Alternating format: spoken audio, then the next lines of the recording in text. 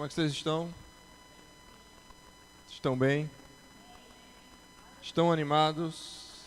Um novo ano se levanta para a gente possuir ele do começo ao fim, do primeiro dia até o último dia.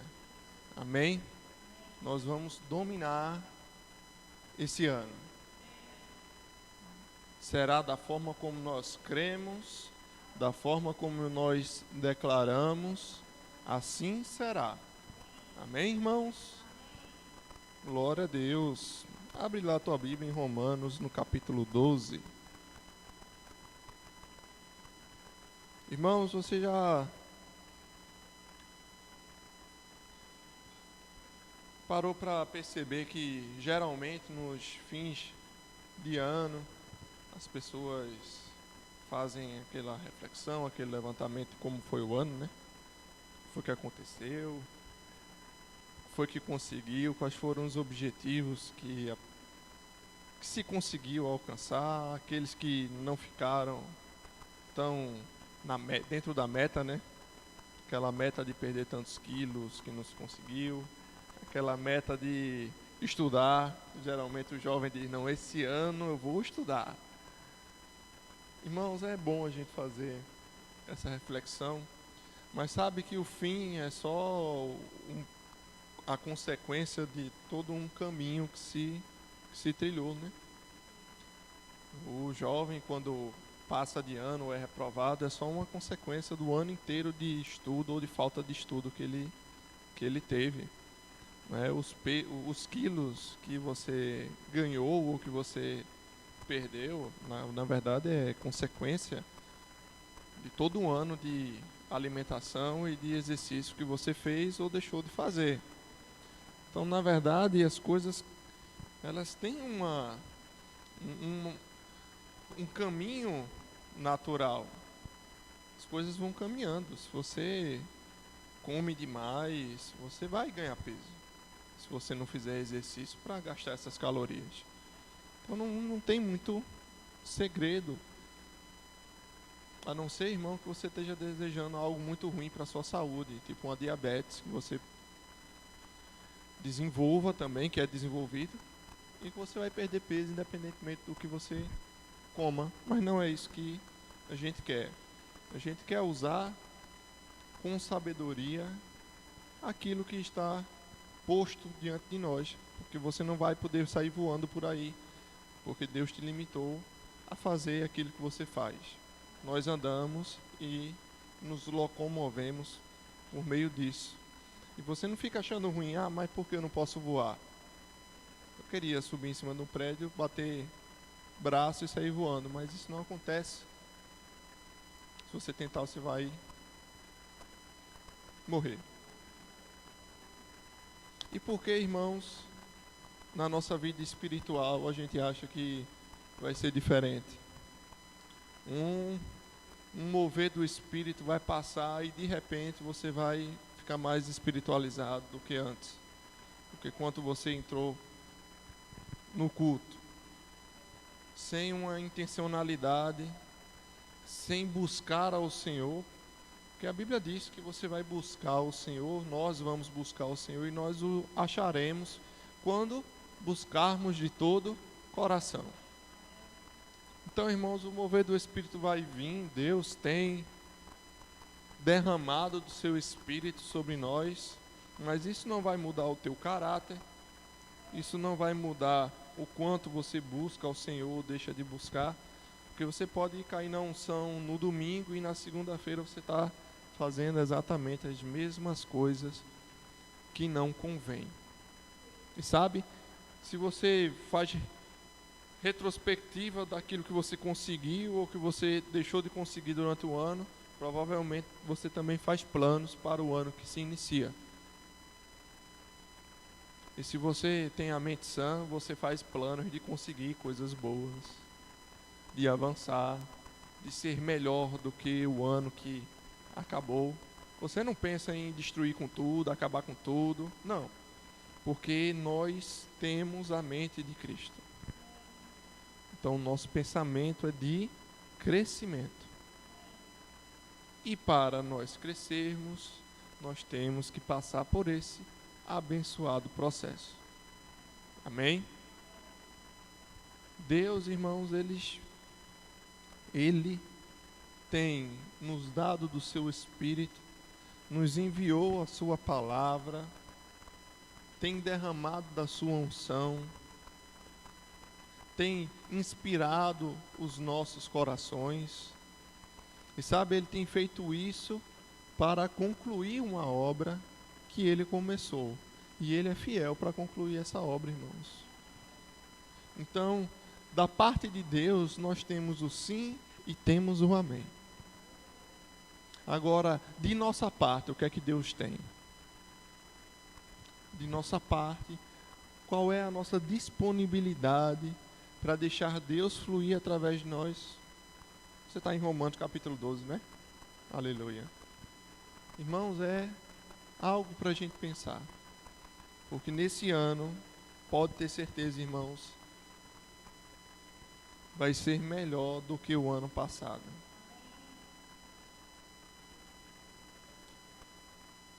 Culto de você chegar aqui e você ver a igreja lotadinha. Dia de terça-feira. Dia de domingo de manhã, irmãos.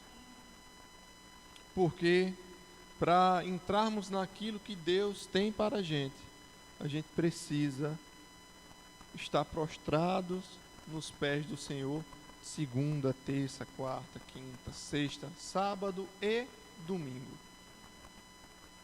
Todos os dias nós precisamos de Deus, precisamos renovar a nossa mente, precisamos estar submissos à vontade de Deus e mortificar a vontade da nossa carne. Mas você já sabe de tudo isso, né? Você já vem praticando isso, para a glória de Deus.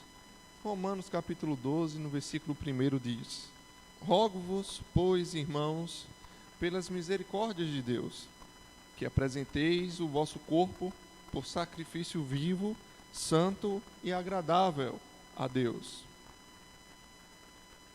que é o vosso culto racional. E não vos conformeis com este século, mas transformai-vos pela renovação da vossa mente, para que experimenteis qual seja a boa, agradável e perfeita vontade de Deus. Aleluia. Essa passagem ela fala muito para o nosso dia a dia, para a nossa vida cristã. Sabe, Jesus morreu, ressuscitou para a glória de Deus, subiu aos céus e enviou o Espírito Santo, o nosso Paracleto, o nosso Consolador. E Ele nos auxilia em todas as coisas, irmãos. Mas sabe, isso não exclui a nossa responsabilidade daquilo que nós devemos fazer. E sabe, Deus não vai pegar pela mão e trazer você para o lugar santo. O autor aos Hebreus, ele diz que entrai no lugar santo. Você é que deve buscar, você deve entrar com confiança.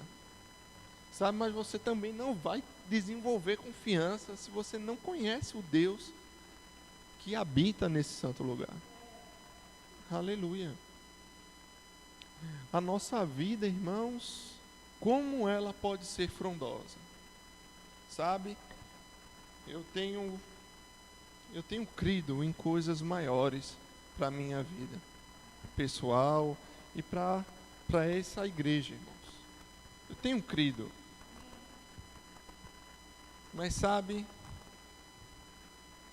apesar de nós crermos, aquilo que vai provar que nós cremos ou não é o que nós fazemos. Você pode dizer que crê e a gente vai dar glória a Deus, mas eu vou ver se você crê mesmo quando você fizer aquilo que você diz que você crê. Porque se não vir acompanhado de obras, essa fé é vã. Ela é morta. Ela não é verdadeira. Aleluia. Nós temos que crer e agir de acordo com a nossa fé. Porque a fé traz uma ação correspondente. E eu estava falando que eu creio em coisas maiores para essa igreja. E você vai ver se eu creio mesmo ou não, pelaquilo que eu fizer. Amém?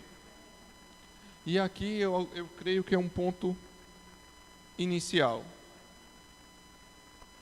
Nós devemos nos consagrar ao Senhor. Sabe, Deus vai fazer coisas maravilhosas nesse ano.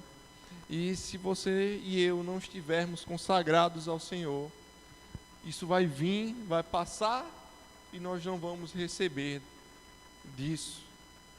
Porque o cenário, irmãos, o cenário é esse. Esse é um ano de eleição.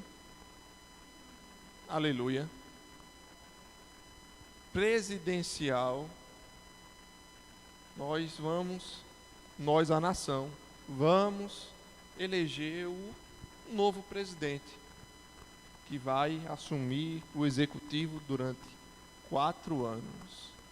Vai indicar ministros para o Supremo. Aleluia. E isso é muito importante, irmãos. Você sabe o que uma nação rendida ao Senhor, buscando ao Senhor, entregando a nação a Deus pode fazer.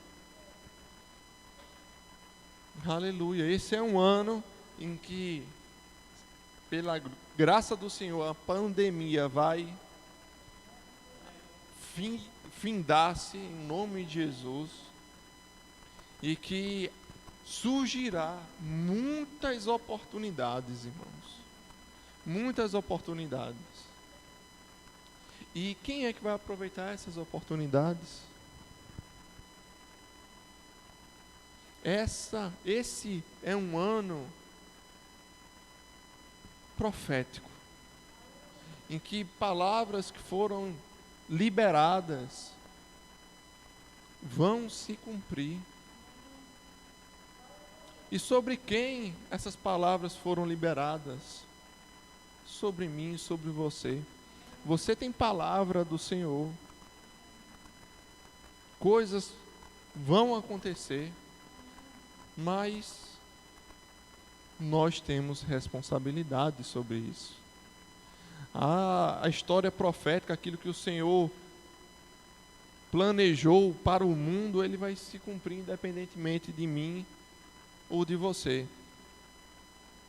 Nós não sabemos o dia nem a hora, mas não há ninguém que vai impedir a volta do Senhor no dia e na hora que Deus determinou.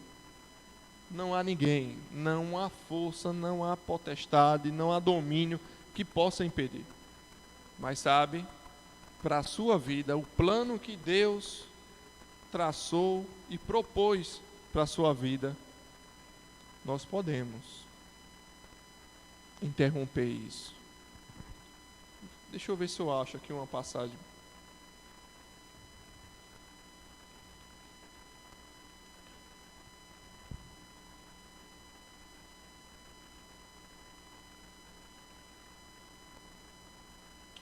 Achei.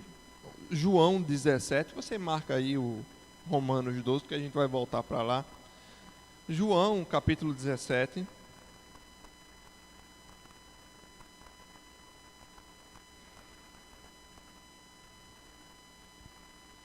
Versículo 1 diz assim: Tendo Jesus falado essas coisas, levantou os olhos ao céu e disse: Pai, é chegada a hora.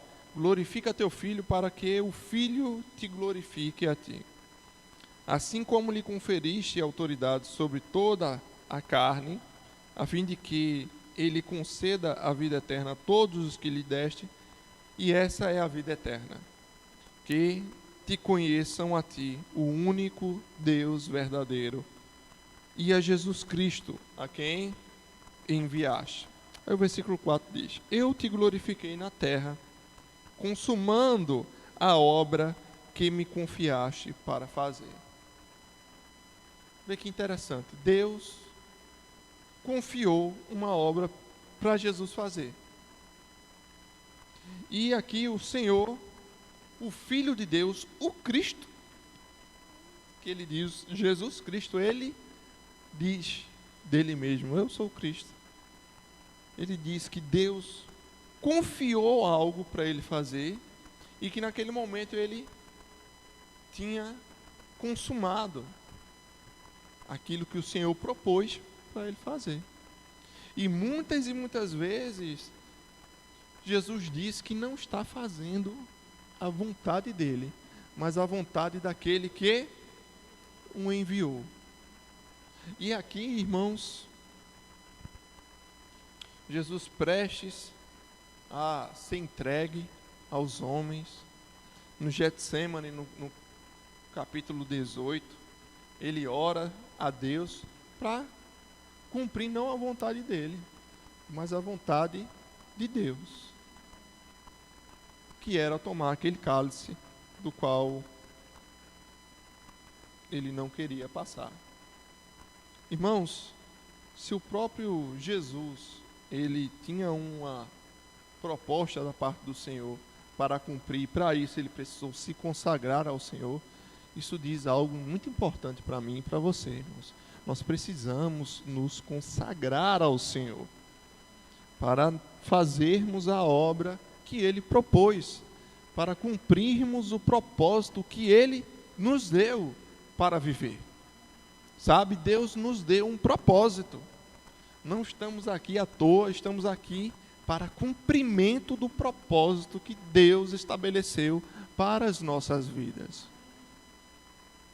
Se você ainda não descobriu o seu propósito, irmãos, busque ao Senhor, renove a sua mente, você vai descobrir qual é o propósito de sua vida. Mas uma coisa eu te digo, você não está aqui à toa. Não está aqui à toa. E em Romanos, no capítulo 12, que nós estávamos lendo, eu quero destacar algumas coisas. Ele diz para a gente apresentar o nosso corpo por sacrifício vivo. Amém? Irmãos, sacrifício, na antiga aliança, se sacrificava animais para cobrir o quê? Pecados. Quando os vivos erravam diante do Senhor, algo precisava ser morto. Mas o Senhor repreendeu o povo dizendo que não se agradava daquela gordura, porque era melhor obedecer do que sacrificar. E aqui, nesse capítulo, Paulo aconselha a igreja a apresentar o nosso corpo por sacrifício vivo. Por sacrifício vivo, irmãos. Obedecendo e não pecando. Porque obedecer é melhor do que sacrificar. O nosso sacrifício vivo é obedecer ao Senhor, se apartar do pecado, ocupar a nossa mente com aquilo que é bom, perfeito e agradável. Se há alguma virtude, isso deve ocupar a nossa mente. E ele diz que o sacrifício é vivo, santo e agradável a Deus, que é o vosso culto racional. E aí, irmãos, você está pensando, o nosso culto racional é dia de domingo, às 10 horas, à noite, às 18, nas terças, às 19h30 e nas quintas, às 20 horas. Não, irmãos, não é esse tipo de culto, irmão. É importante você congregar? Sim, com certeza. Sem sombra de dúvida é importante. Mas o vosso culto racional é você deliberadamente. Porque essa palavra racional, ela no grego é lógico mesmo. Lógico também, às vezes é traduzido por espiritual. Mas é algo que concorda com a razão, algo que é arrazoável, que você decidiu, você pensou, deliberou, escolheu viver e fazer. E como é que você cultua Deus com isso? É você escolhendo, irmãos, obedecer a palavra dele. Porque eu, particularmente, eu imagino, Deus é insondável, né? Mas a Bíblia diz que quem conhece o Espírito de Deus, senão o próprio Espírito dele? Da mesma forma, quem conhece o do homem, senão o Espírito do homem que habita no homem, mas o Espírito Santo habita em mim. Habita em você também.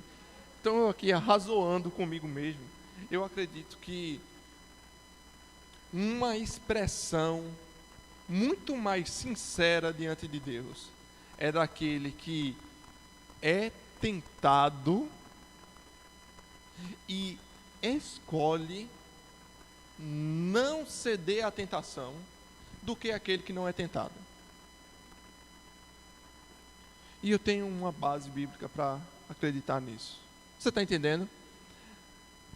Jesus, o nosso sumo sacerdote, ele se compraz, se compadece das nossas fraquezas, porque ele foi tentado em tudo, mas não pecou. Então ele sabe como é. Mas para a glória de Deus, ele não pecou, irmãos. Sabe? Não é viver livre de tentação, mas é ser tentado e você escolher não pecar. Um culto racional ao Senhor. Não é algo ilógico, algo irracional que passa do seu controle. Não, é algo deliberado. Eu escolho Deus. Eu escolho ser amigo de Deus. Amém? E aquela música daquele irmão, esqueci agora quem é a música. De Thales, pronto. Amém, irmãos? Veja, não é algo que passa por você despercebido, que você entra no mover do Senhor e acabou tudo, não preciso mais renovar minha mente, o Senhor vai me guiar, sabe? Não é Master of Puppets.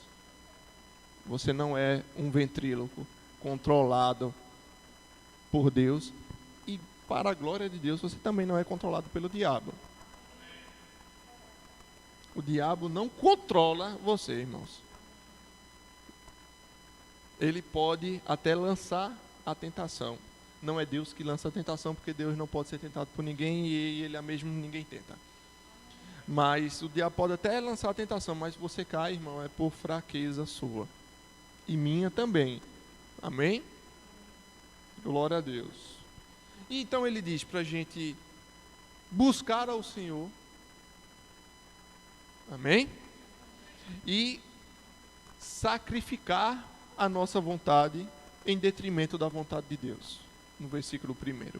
No versículo 2, ele explica o que, para a gente não se conformar com as coisas da maneira que estão, mas transformai-vos. Transformai-vos pela renovação da nossa mente. Então veja como a mente novamente está interligada com o versículo 1 do culto racional, do culto lógico. A gente tem que transformar pela renovação da nossa mente. E quando nós estivermos renovando a nossa mente, a gente vai experimentar da perfeita vontade de Deus, daquilo que Deus propôs para nós, que é boa, perfeita e agradável, porque Ele sabe os planos que tem a nosso respeito, planos de paz. Mas, nesse contexto aqui, realmente, irmãos, depende da gente se apartar do mal, buscar ao Senhor, renovar a nossa mente nos transformar, irmãos, e tirar aquilo que Deus fez de realidade dentro de nós para fora. Metamorfose. Transformar. Fazer aquilo que era antigo, ou melhor, fazer aquilo que é hoje, se transformar em outra coisa. Mas Deus fez coisas antigas e nos fez coisas novas pela obra do Senhor. E nós devemos tirar isso de dentro de nós. E eu não sei se você se lembra, mas no culto de aniversário, no encerramento do nosso aniversário, eu mostrei uma visão aqui pra gente. A gente mostrou, projetou aqui da igreja. E aquela realidade, aquela visão, ela pode se materializar aqui, irmãos. Depende de nossa mente, de como nós vamos agir para transformar essa realidade aqui. Com um altar aqui em cima, com revestimentos acústicos. Para quê, irmãos? Para a gente poder servir melhor. Termos um lugar de excelência aqui para nos abrasarmos, no sentido de estarmos afogueados juntos, crescendo juntos. Para quê? Para sair e fazer a obra do Senhor. Aqui é o lugar, irmãos, onde a gente se reúne para compartilhar, sim, de dons espirituais uns com os outros. Estarmos afogueados juntos. Mas não é para ficar aqui, por aqui. Simplesmente vir para cá. Não, a gente vem para cá, se fortalece, mas para sair e buscar o perdido. E nesse ano, em nome de Jesus, nós vamos romper com algo que nos tem parado, prendido. Aleluia. Nesse ano, irmãos, a gente vai romper as 4 paredes e nós vamos ganhar essa cidade. Em nome de Jesus. O versículo 3 diz: porque pela graça que me foi dada, digo a cada um dentre vós, que não pense de si mesmo além do que convém. Aleluia. Você gostou dessa parte do versículo? Não pense de si mesmo além do que convém. Antes pense com moderação. Essa é uma palavra bem interessante no grego aqui.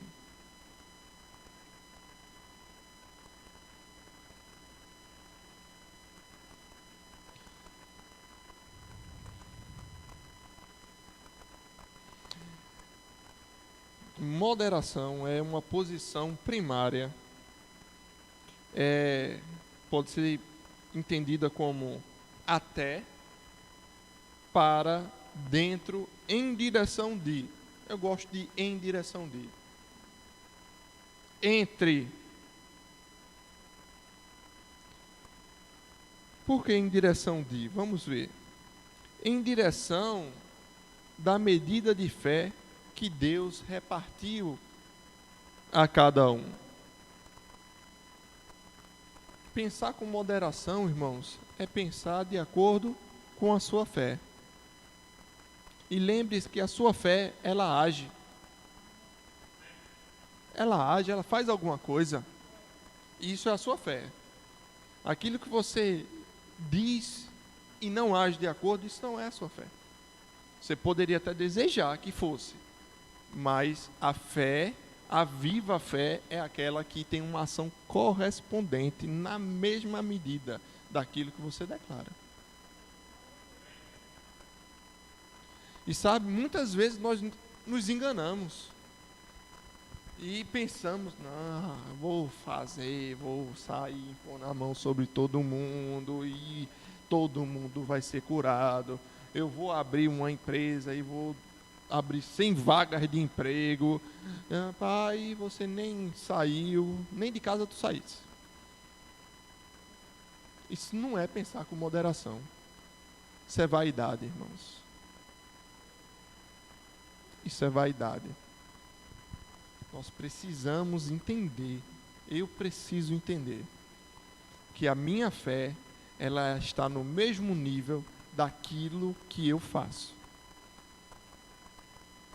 Se aquilo que eu digo ser fé, ele não muda o meu comportamento, eu estou me iludindo, estou me enganando. Eu sou homem de ânimo dobre, inconstante. E você pode se avaliar, eu posso me avaliar. Será que eu sou inconstante? Será que às vezes eu estou bem e por qualquer besteirinha eu caio e fico inconstante? Você pode fazer essa reflexão. Mas bem-aventurados são aqueles que confiam no Senhor.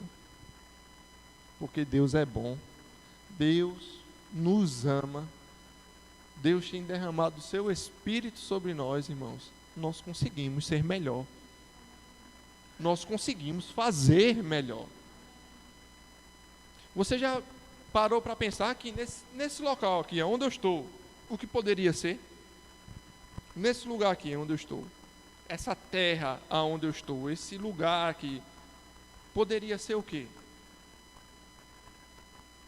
Poderia ser um cartório.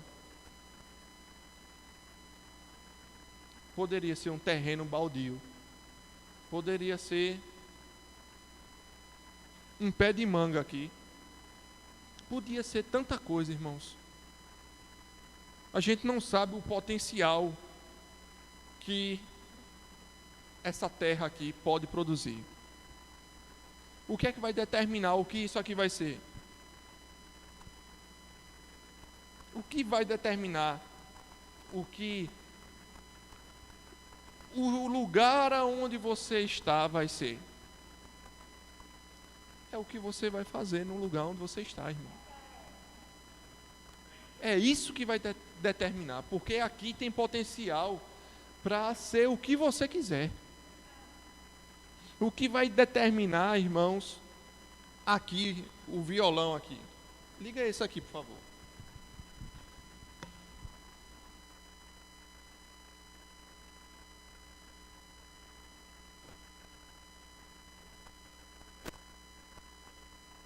Glória. Irmãos, para pensar. Qual é o potencial desse violão?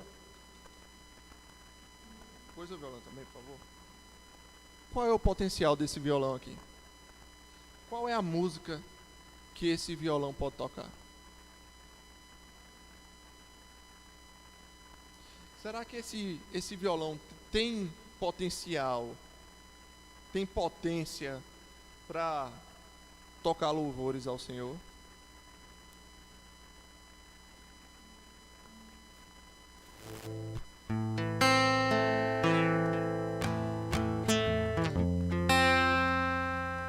Tem potencial? Esse violão tem potencial para tocar músicas que não agradam ao Senhor? Tem também, não tem? Dá para tocar o hino nacional? Dá, né? O de Pernambuco também dá. Irmãos, isso aqui é só um instrumento. Não é esse o nome? Instrumento. É um instrumento de quem? De quem está tocando. É um instrumento do qual aquele que está usando o instrumento, ele vai transmitir alguma coisa.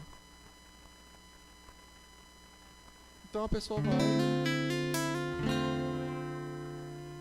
ele toca em Ré menor,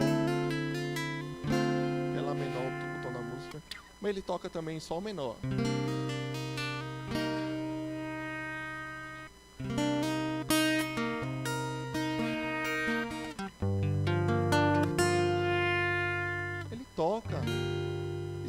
menor, toca também, irmãos. Ele não está limitado. Quem pode estar limitado é o tocador, que não sabe transpor.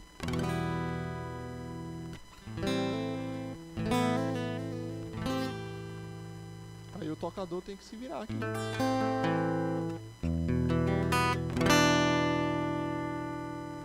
Por quê? Porque isso é só um instrumento. Toca qualquer música já feita e todas as que vão ser feitas.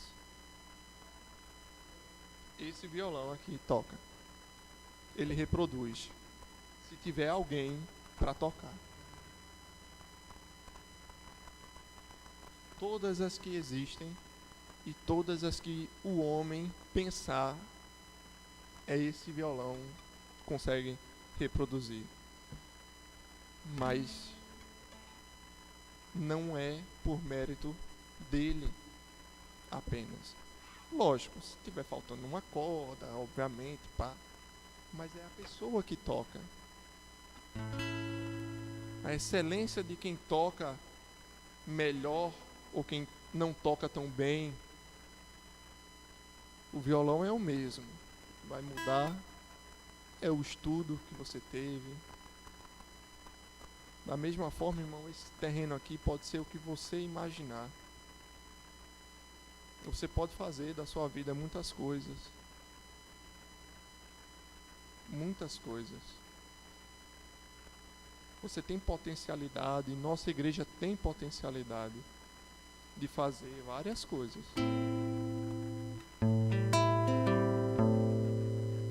Acordes diminutos, com sétima. Irmãos, toca tudo. Tudo. E que tal, irmãos, nós sermos o instrumento? Você não ser quem toca, mas você ser o instrumento. Na mão daquele luthier, aquele camarada que fez o instrumento. Sabe, Deus te fez para tocar uma música. A música que ele compôs.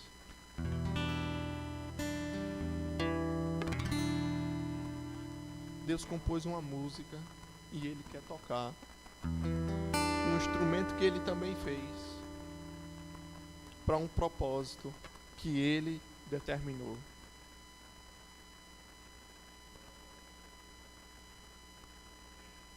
Isso fala, irmãos, demais.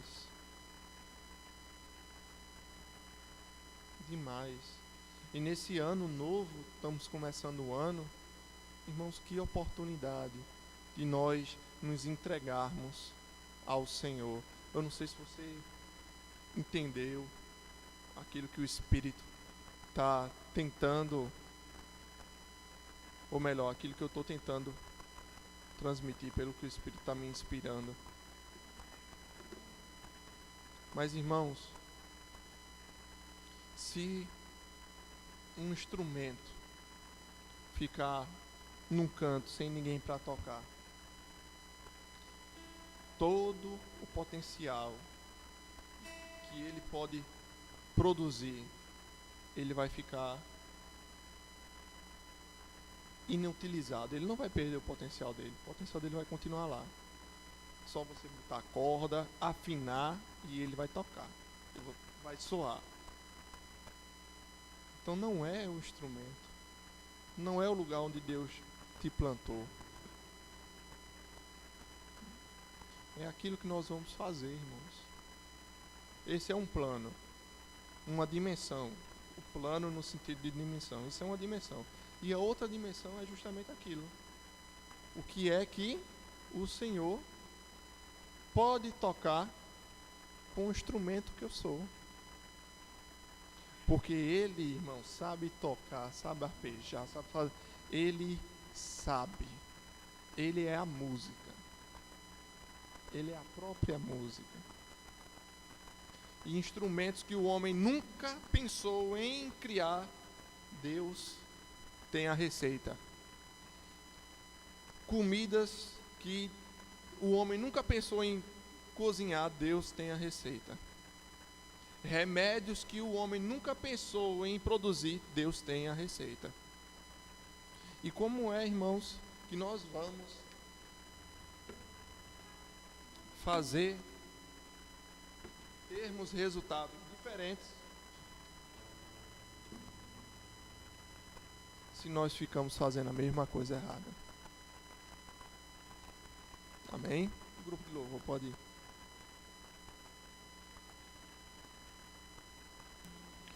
Glória a Deus, irmãos.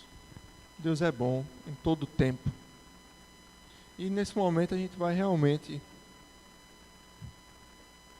de propósito, nos entregar ao Senhor. Entregar aquilo que nós somos, aquilo que nós temos. Nos consagrar ao Senhor. Porque uma grandiosa obra que nem eu consigo ver na sua totalidade e você também não consegue, mas Deus tem para cumprir. E que nós possamos fazer como nosso Senhor, dizer, olha, nós temos consumado aquilo que você colocou nas nossas mãos. Amém, irmãos? Se você quiser ficar em pé, você fica em pé. Nós vamos nos consagrar nesse momento ao Senhor.